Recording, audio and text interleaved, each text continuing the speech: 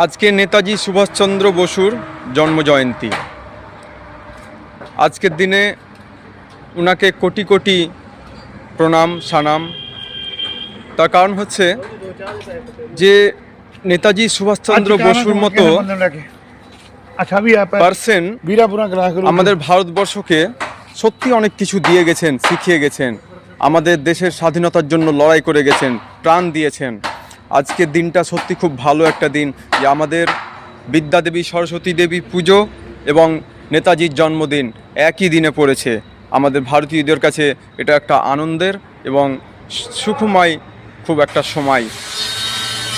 আজকে আমাদের নেতাজি সুভাষচন্দ্র বসু যদি সেই স্বাধীনতা আন্দোলনের জন্য লড়াই না করতেন, তাহলে আমরা এই যে ব্যক্তিগত স্বাধীনতা নিয়ে, দেশের স্বাধীনতা নিয়ে যে আমরা চলাফেরা করছি, সেই চলাফেরা আমাদের হয়তো সার্থকভাবে পূরণ হতো না।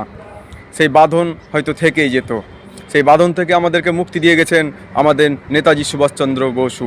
আমরা চাই আমাদের ইন্ডিয়াতে প্রত্যেকটা ব্যক্তির মনে যেন নেতাজির মতো সেই চিন্তাভাবনা, নেতাজির মতো সেই দৃঢ়তা, নেতাজির মতো সেই শক্তি বজায় থাকে। আমরা আমাদের দেশকে স্বাধীনতা পাইয়ে দিয়েছে ঠিকই, কিন্তু যতটা ডেভেলপ করার ততটা কিন্তু মনে হচ্ছে যেন ডেভেলপ হয়ে ওঠেনি।